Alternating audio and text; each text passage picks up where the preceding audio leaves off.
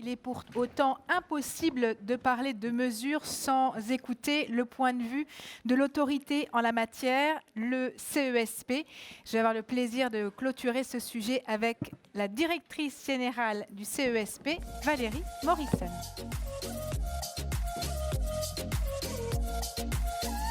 Bonjour Valérie. Salut. Je suis loin, je me rapproche.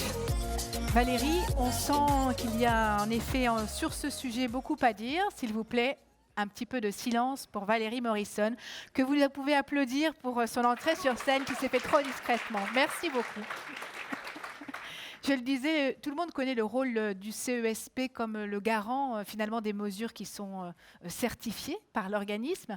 Vous intervenez en aval, vous intervenez aussi en amont avec le même un peu système de boîte de verre dont parlait justement Yannick, puisque ça fait des années que vous êtes un peu le médiateur du marché.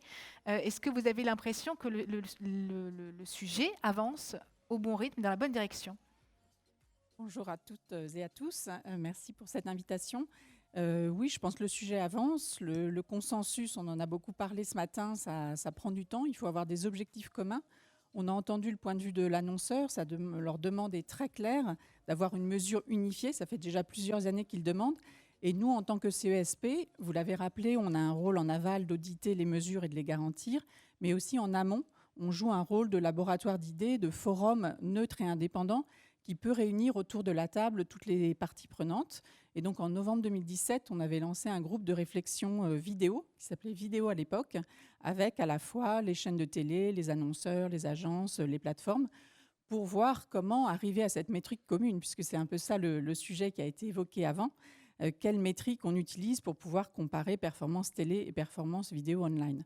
On avait réussi, après des phases de tension, je dois le dire, on avait réussi à trouver une solution avec une mesure de la visibilité par quartile, puisque les plateformes ne mesurent pas la visibilité nécessairement de la même manière que l'exige le GRP vidéo. On a fait des tests, et puis tout ça est venu se tamponner dans le projet de la WFA, qui a lancé une approche un peu différente avec un identifiant virtuel, que nous avons d'ailleurs étudié avec Médiamétrie au travers d'une revue scientifique. Et donc aujourd'hui, voilà, il y a différentes pistes qui sont étudiées par Médiamétrie, à la fois le côté identifiant virtuel et puis d'art. On verra comment les choses évoluent. Médiamétrie a mis en place des ateliers cross-média. Yannick Cariou l'évoquait. Le groupe de réflexion du CESP, il avait toujours vocation à être en amont des instances de Médiamétrie, qui sont les instances de décision. Donc nous, on a repositionné un peu notre groupe de réflexion maintenant, que l'on co-organise d'ailleurs désormais avec l'Union des marques, pour être un lieu plutôt de partage des expériences internationales. Parce que ce sont des sujets complexes et c'est intéressant également de s'inspirer de ce qui se fait à l'étranger. Alors, le WFA a eu au moins un avantage, c'est de mettre un peu tout le monde d'accord sur le fait que le problème ou la question doit dépasser l'échelle nationale, doit être envisagée à l'échelle internationale. Quel point de friction demeure une fois qu'on a dit que ça, c'était une évidence ? Il y a notamment le sujet, le MRC a défini des standards cross-média en 2019, qui s'inspirent d'ailleurs du GRP vidéo. Moi, je me souviens d'une conférence de l'ICOM où Georges Ivy, le patron du MRC, courait après Julien Rosanvallon pour comprendre comment le GRP vidéo était mesuré. Et je dirais que leur standard cross-média, en prenant en compte la visibilité, la durée, finalement, ça s'inspire beaucoup du GRP vidéo. Mais aujourd'hui, appliquer ce standard, par exemple, de 2 secondes, 100% des pixels pour commencer à compter une impression, ça n'avantage pas forcément tout le monde. Il y a des éditeurs qui peuvent être amenés à perdre de l'inventaire si on passe à cette norme. Donc voilà, il peut y avoir des intérêts divergents. Il y a des discussions à avoir pour savoir si on intègre ces standards. Vous avez un avis ? Moi, mon avis, c'est que le monde du digital, il est mondial, il est global, et que donc les standards du MRC doivent s'appliquer, s'imposent. Si on veut inclure les plateformes dans la mesure, ce qui est le souhait des annonceurs, je pense qu'il faut tenir compte de ces standards. Et par rapport au partage d'expériences internationales que vous évoquiez, qu'est-ce que vous avez retenu ? Je crois que vous avez invité récemment les Hollandais, justement, puisqu'on en parlait à l'instant. Alors les Hollandais, effectivement, ils ont eu une approche assez disruptive, puisqu'ils ont décidé de faire un appel d'offres dans lequel ils ont mis toutes les mesures d'audience, avec la volonté qu'il y ait le maximum de recouvrement entre mesures pour avoir des modules single source pour un jour arriver à ces métriques cross-média. Après, ils avancent doucement. Ils n'en sont pas encore au cross-média, mais c'est intéressant de suivre ce qu'ils font. Et on suit également de très près les pilotes de l'approche de la WFA qui sont faits au UK et puis aux États-Unis. En Angleterre, c'est ce qu'on appelle le projet Origine. Après, ce qu'on en voit, c'est que c'est compliqué aussi. Il y a un modèle financier, un modèle de gouvernance à trouver. Les tests qui ont été faits sur un nombre limité de chaînes. Donc, quid des plus petites chaînes, des plus petits éditeurs? Il y a encore beaucoup de questions qui sont posées par ces approches. Et visiblement, que ce soit en Angleterre ou aux Pays-Bas, tout ça se fait de façon assez peu sereine. Oui, ben forcément, il y a des intérêts contradictoires, donc ça suscite du débat. La France prend plutôt le chemin du DAR.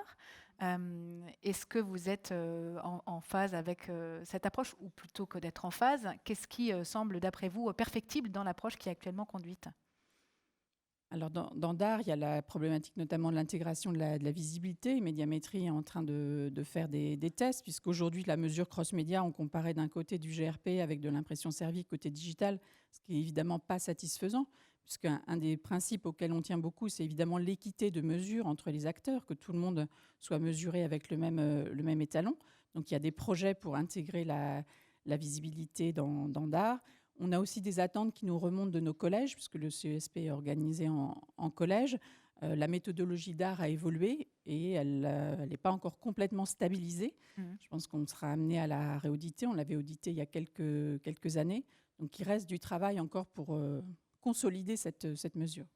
Avec un problème qui est celui de l'agilité, pour boucler avec le début de la matinée, puisque justement Médiamétrie annonçait que dans les méthodes de simplification des résultats de son XR, ils avaient des résultats qui étaient moins granulaires, moins ambitieux, puisque typiquement la mesure de visibilité n'est plus autant prise en compte, pour délivrer à J+3. Est-ce que ça vous semble très dommageable? Quel est votre regard justement sur les arbitrages qui sont faits?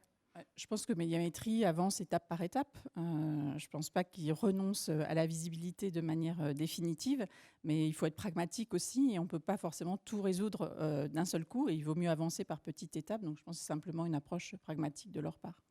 Et l'approche pragmatique du CESP sur ce sujet, sur lequel, quelque part, j'ai l'impression que le marché attend que vous soyez aussi en support de l'innovation, justement.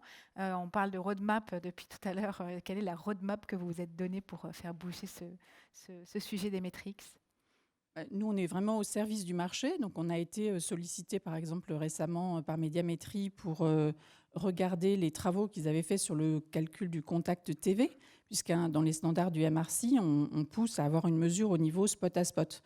Donc, la question qui se posait, c'est est-ce que la mesure de l'écran moyen, qui est la mesure de référence en France aujourd'hui, peut être un proxy d'une mesure spot à spot. Il y a eu des travaux très approfondis menés par Médiamétrie et ils ont demandé au CESP de regarder comment ces travaux avaient été faits et demander notre avis sur le sujet. Donc, on a formulé des recommandations qui ont été suivies par Médiamétrie et donc ça a permis d'avancer, par exemple, sur ce sujet pour se dire, oui, la façon dont l'écran est mesuré aujourd'hui peut se substituer au spot à spot. On n'a pas besoin de changer cette convention-là. Donc je dirais que voilà, on va être sollicité au fur et à mesure du développement de la mesure pour en valider les étapes. Et nous, on souhaite contribuer évidemment à ces innovations. Et je dirais qu'on peut y contribuer aussi au travers des audits qu'on mène à l'étranger, puisque le CESP a déjà travaillé dans plus de 20 pays dans le monde. Et donc, parfois, il y a des pays qui font tout de suite de la mesure cross-média, de la mesure multi-écran, qu'on est amené à auditer. Et donc, c'est intéressant aussi parce que ça nous apporte d'autres points de vue, d'autres approches. Donc, on enrichit aussi nos réflexions en France au travers de ces audits. Et puis aussi, on est amené à faire un benchmark international de toutes les innovations et on a lancé une offre de formation qui s'appelle CESP Academy. Et l'un des modules, justement, c'est une façon de contribuer aussi à ça, porte sur les innovations en matière de mesure d'audience. Donc, une autre façon de nourrir le marché français. La réflexion. Prochain invité viendra de quel pays, du coup, dans les ateliers cross-média? Je pense qu'on va faire revenir le UK pour voir où en est le projet Origine. Comment a avancé le projet Origine? Merci beaucoup d'avoir été avec nous, Valérie Morrison, pour le CESP.